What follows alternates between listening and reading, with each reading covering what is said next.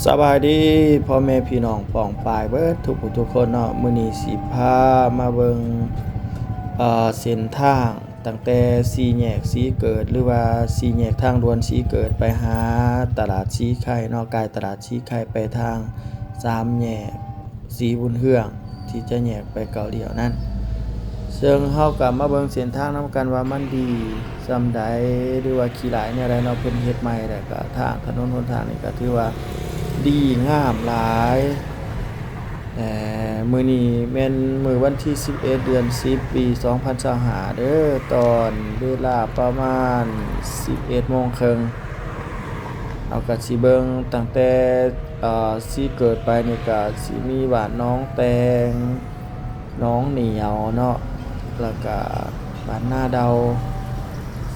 นาแฮโพสีนี่แหละแล้วก็สีไข่บ้านเมืองเป็นแนวใดก็ติดตามไปนำกันเนาะสำหรับผู้ที่บ่เคยมาทางนี้ผู้ที่บ่เห็นจักเทื่อก็เบิ่งคลิปนี้ก็ได้ในคลิปนี้ก็สิบ่ได้ถ่ายหยังหลายก็สิเป็นการรีวิวถนนหนทางเป็นส่วนใหญ่เนาะก็สิถ่ายตามหนทางนี้พาพ่อแม่พี่น้องไปเบิ่งรับบรรยากาศแบบว่าเฮาขี่รถเลาะเองหั่นแหละเนาะก็สิประมาณนี้อย่าลืมเนาะผู้ใดเข้ามาแล้วก็เป็นคนใหม่ที่ว่าบ่ทันติดตามก็ขอความกรุณานะกด Subscribe ติดตามให้แด่ว่าช่องนี้ก็เป็นช่องใหม่หั้นนะบ่ทันมีคนติดตามหลายก็กดเพื่อให้มีกำลังใจในการเฮ็ดคลิปต่อไปหั้นนะเนาะเอาบ่เว้าหลายยายห่างเนาะพ่อแม่พี่น้องเอ้ยเบิดทุกคนเพื่อนมิตรสหายก็สิเบิ่งไปนำกันจังซี่โอเคขอบใจเด้อ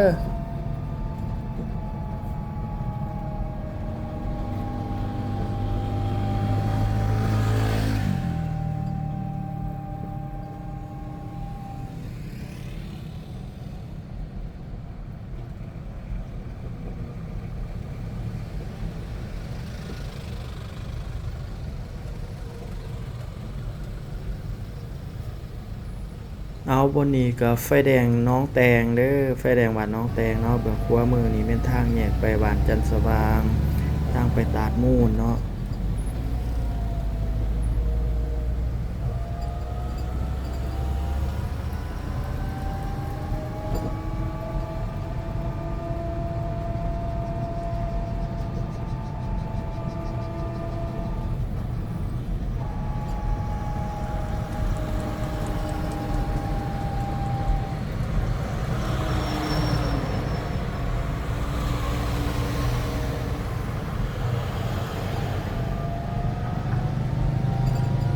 อันนี้เป็นวัดน้องแตงเนาะเจ้า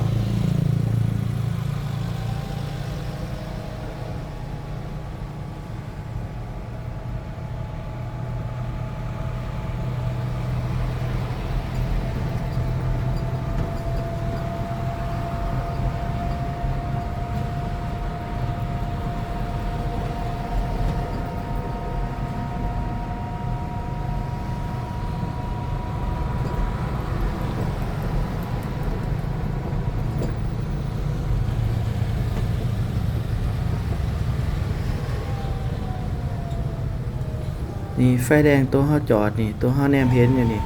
เบื้องซ้ายมือจะเป็นทางแยกไปคิวรถสายเหนือเนาะนี่ก็มาบ้านน้องเหนียว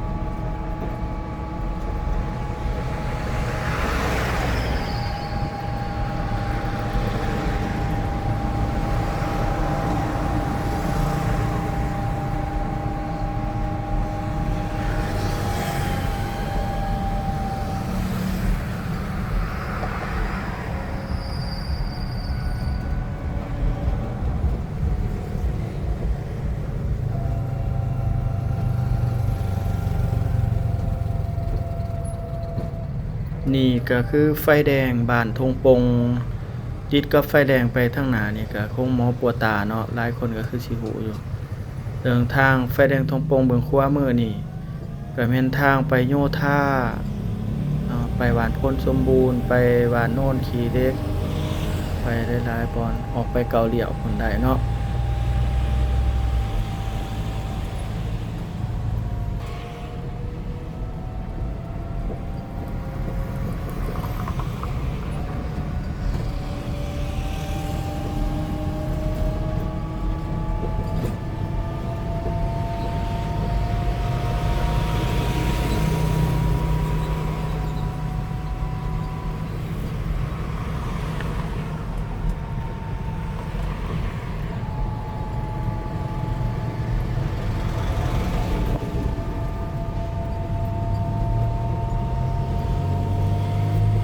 เอาเบื้องซ้ายมือนี่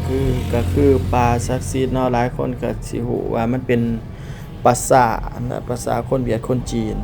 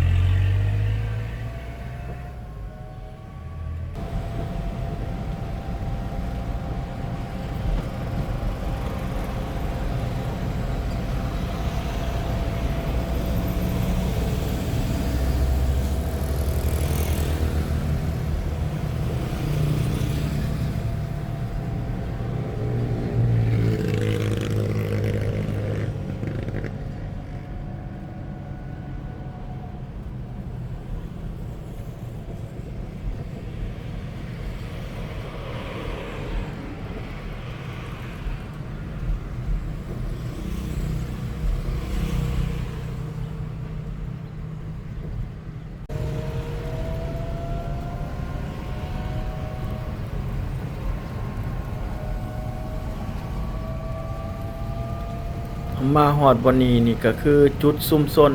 แถวตลาดสีไข่เนาะใกล้เคียงตลาดสีไข่ก็อยู่นี้ทางหน้าเฮานี่ไปหน่อยนึงเบื้องซ้ายมือ แต่ว่าผู้ใดเขามาเบิ่งฮอดจุดนี้แล้วก็ขอขอบใจหลายๆเนาะอย่าลืมกดไลค์กดแชร์กดติดตามให้ได้เด้อพี่น้องเด้อก็สิฮอดจุดหมายปลายทางแหละกายตลาดชี้ไข่ไปหน่อยหนึงนี่ก็สิเอาแต่ซ้ำนั้นเนาะไปฮอดไฟแดงบอนเพิ่นใส่ไม้นี่อยู่สีบุญเฮืองเด้อไฟ3แยกสีบุญเฮืองไปทางเก่าเลี้ยวเนาะ สีไข่ ไปทางหนาเลยก็เป็นสนามบินบัดใต้เดี่ยวครัวก็ไปเก่าเดี่ยวตาดท่องน้องดานะอันนี้บ่นี้ก็คิวรถไปใส่หญ้าเนาะคิวรถปากลายนี่บนเมืองครัวมือนี่วันนี้อ้าวขอบมกขอบใจหลายๆเลยที่เบิ่งมาฮอดตอนจบเนาะหรือว่าเบิ่งบ่จบก็อย่าลืมกดไลค์กดแชร์กดติดตามให้แน่เนาะฝากเป็นกำลังใจหน่อยๆให้เจ้าของช่องได้มีแรงเฮ็ดคลิปต่อไปว่าซั่นซะโอเคสวัสดี goodbye อยู่ดีมีแรง